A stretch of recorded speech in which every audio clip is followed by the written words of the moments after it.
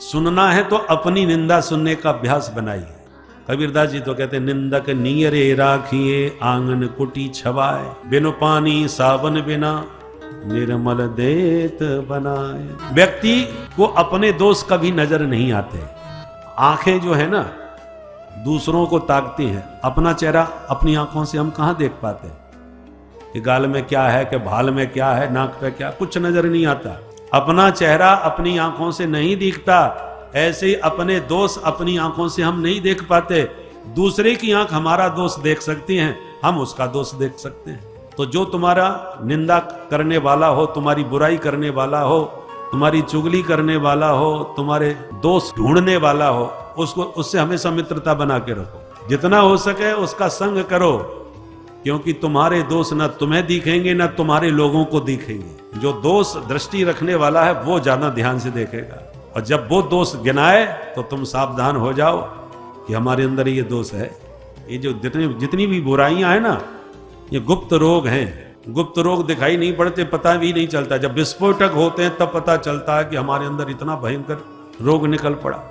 उसी प्रकार एक विद्वान कहते हैं, जीवन तुम्हें शत्रुगणा सदैव, हे प्रभु मेरे शत्रु सदा चिरंजीवी रहे, सदा जीते रहे। क्यों? बोले शाम प्रसादात स्वभिचक्षणो हम, उन लोगों की कृपा से ही मुझे अपने दोष छिद्र दिखाई पड़ते हैं। यदा यदा में विकृतिम लभन्ते तदा तदा माम प्रतिबोधयन्ति। मुझे मेरी बुराइयां समझ में नहीं आती, मेरे अंदर क्या दोष है समझ में नहीं आता, पर जब भी मेरे दोष उनकी दृष्टि में आते हैं वो तुरंत निंदा करना चालू कर देते हैं, उसने ऐसा किया, उसने वैसा किया। तब मुझे समझ में आता है कि मेरे अंदर ये दोष आ गया। तो जब शत्रु नहीं होंगे, निंदक नहीं होंगे, तो मुझे दोष दिखाएगा कौन? और दोष नहीं देखूंगा तो मुझ में सुधार आएगा कैसे? इसलिए मेरे शत्रु मेरे निंदक सदा चिरंजीवी रहें। आत्मनिरीक्षण करो, दोष कोई दिखावे उसको स्वीकार करने का प्रयास करो, सुधारने का प्रयास करो। महाराज परीक्षित बोले कि आपके मुख से एक बार भी किसी की निंदा नहीं हुई, इसलिए मैं पहचान गया आप साक्षात धर्म है। धर्म के 4 चरण होते हैं, सत्य, तप, दया, शौच। शौच माने पवित्रता। आज ये चारों पैर एक एक करके खंडित होते चले जा रहे हैं। तप गया, दया गई, पवित्रता चली गई, अब केवल सत्य में श्रद्धा शेष बची है। इसलिए बछड़ा एक पैर पर खड़ा है।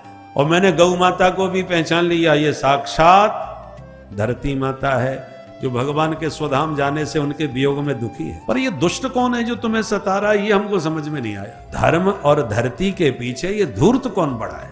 पूछने लगे, क्यों भाई तुम कौन हो, अपना परिचय दो, ये गाय बछड़ों को क्यों परेशान कर रहे हो? तब हाथ जोड़ के बोला, महाराज मेरा नाम है कली, मैं कलयुग हूं। महाराज परीक्षित बोले, अरे दुष्ट कलयुग, हमारे राज्य में तू घुस कैसे आया? निकल बाहर, घुसपैठिए कहीं के, बिना वीजा बिना पासपोर्ट के हमारे देश में घुस करके अशांति पैदा कर रहा है, अभी निकल बाहर। कलयुग हाथ जोड़ के बोला, महाराज निकल के बाहर जाऊं कहां?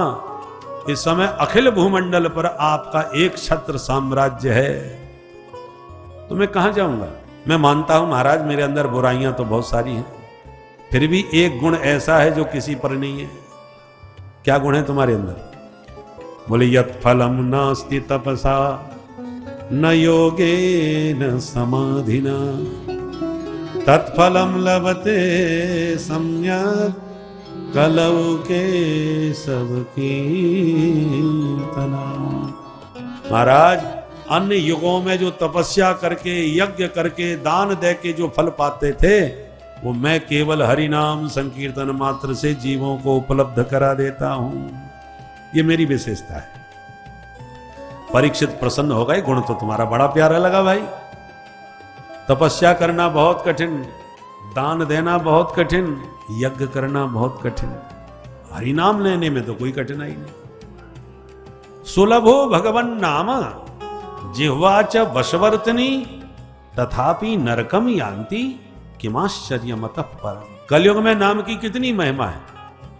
और जिह्वा भी भगवान ने दी है कि इससे हम जप सकते हैं, बोल सकते हैं। और नाम भी इतना सरल है, कोई भी बोल सकता है। जो नाम आपको पसंद हो, जरूरी नहीं राम राम ही जपो, कृष्ण नाम जपो, गोविंद नाम जपो, जो नाम आपको प्रिय है, स्वप्रिय नाम कीर्त्या, जो नाम पसंद आवे उसका कीर्तन करो। तो भगवान का नाम सुलभ है, जिह्वा में वाणी भी सुलभ है, और फिर भी आप यदि नरक में जा रहे हैं तो इससे बड़ा आश्चर्य और क्या हो सकता है। कलयुग में भगवान ने आरक्षण भी दे रखा है। ये आरक्षण अभी नहीं चला, बहुत पुराना चला है। ठाकुर जी ने भी दे रखा है कलयुग को।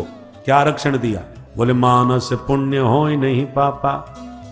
मन से कोई पाप कर ले तो उसका कोई दंड नहीं, पर मन से कोई पुण्य शुभ कर्म चिंतन करो तो उसका पूरा फल आपको मिलेगा। आप तन से दान पुण्य नहीं कर पा रहे तो मन से कर लो। आंख बंद करके नहा धो के बैठ जाओ और अपने इष्ट देव के पास चले जाओ, चाहे बद्रीनाथ चले जाओ, चाहे रामेश्वरम, जो तुम्हारे आराध्य हो उनके पास जाओ मन से। मनीराम जी को सेकंड भी नहीं लगता पहुंचने में। और फिर मन से ही पूजा करो, बढ़िया गंगा जल से स्नान कराओ, बढ़िया दूध दही घी शहद से स्नान कराओ, फिर बढ़िया इत्र फुलेल से मालिश करो, और उसके बाद बढ़िया वस्त्र रेशमी नित्य नए नए पहनाओ, और फिर बढ़िया हीरे जवाहरातों के दिव्य हारों से श्रृंगार करो, और 56 भोग प्रतिदिन बना के पवाओ। हद लगे न फिटकरी रंग चोखाई आवे, न जाना न आना न लेना न देना न खर्चा न पानी, और बैठे बैठे केवल चिंतन करने मात्र से पूरा पुण्य आपको प्राप्त हो जाएगा। इसलिए कलयुग में मानसी सेवा का बड़ा भारी महत्व है।